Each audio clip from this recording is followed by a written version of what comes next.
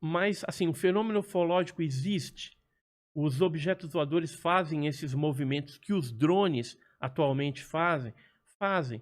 Inclusive, eu tô com um recorte de jornal aqui que eu trouxe só para te mostrar, do Diário da Noite, é de 1939, antes da era moderna dos discos voadores. Então, o que fala a manchete dessa matéria de jornal? Uma luz misteriosa move-se sobre o morro. Isso aí aconteceu em Minas Gerais e São João del Rei, em 1939, no mês de dezembro. E o interessante é que mais de 2.000 pessoas observaram esse fenômeno. Era uma bolinha luminosa que ficava fazendo evoluções como um drone. Ou seja, não tinha drone nessa época. Exato, é isso que eu queria mostrar para você. E como esses, existem vários outros casos que ocorreram antes da era moderna dos discos voadores, que foi a partir de 1947, ou seja, os casos aconteceram antes.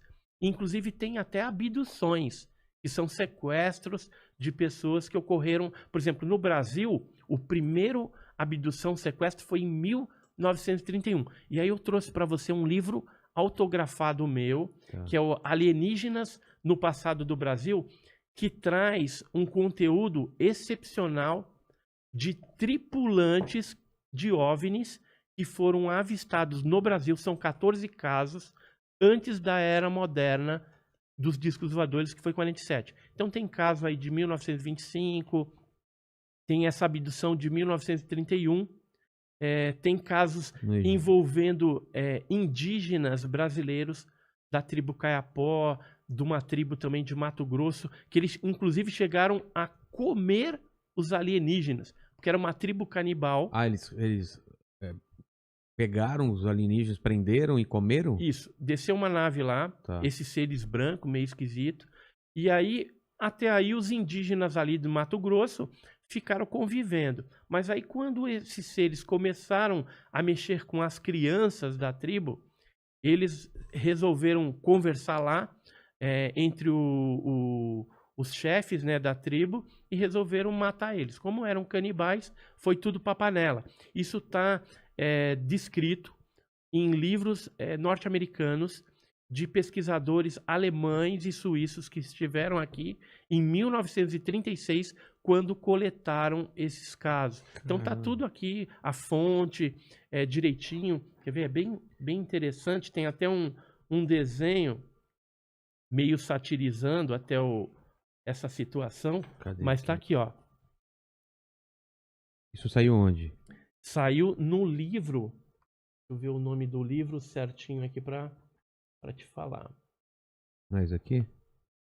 The Best of... Isso.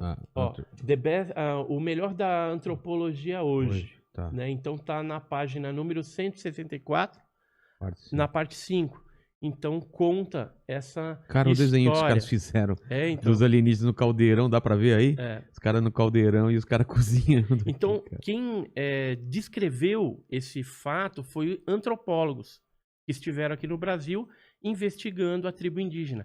No caso dos Kayapós, por exemplo, tem o Bep Gororoti, que era um deus, e aí tem uma roupa de festa, né, que geralmente eles têm um culto que eles fazem para lembrar desse deus Bep Gororoti, e eles se vestem muito parecido com um astronauta. Totalmente. Né? Cara, olha essa roupa. O Perê, que teve lá, o indianista, né, entrevistando essa tribo, ele conseguiu essa história bem interessante. Disse que esse deus, o Bep Gororoti, veio numa barduna trovejante, parou lá na serra de Pucatoti. E Pará isso? Isso é Pará, no exatamente, Pará. Caramba. Os Kayapós é lá em cima. Então eles... Desculpa. É o Bep Gororoti. E aí o que acontece? Ele tinha uma espécie de arma que ele apontava para árvores e desintegrava. Isso os indígenas raio laser, falavam. né? Tipo raio laser. E aí os caras tinham medo dele. Só que um dia viram ele numa cachoeira tomando banho e viram que ele era um homem normal. Só era um pouco branco, barba, né? Então lembrava muito um viking, vamos dizer assim. E tinha a pele branca, né? Diferente dos índios Kayapós. E aí o que eles fizeram? Começaram a se aproximar e tal, e começaram a conversar, e aí ele se engraçou pro lado de uma filha do tribo lá, do cacique da tribo, né? E aí casou com ela, teve um filho. Eles instituíram uma oca no centro da tribo, onde os mais velhos iam lá e é tipo uma escola onde eles falavam das experiências que eles tinham para passar a experiência com isso, com aquilo, né? Sim. E discutir as coisas da tribo, como se fosse uma escola. E aí depois de um tempo ele cansou de lá, subiu para Pucatoti, pegou a família dele e aquela nave, né, aquele objeto, subiu as estrelas e ele prometeu um dia voltar, só que até agora não voltou mais.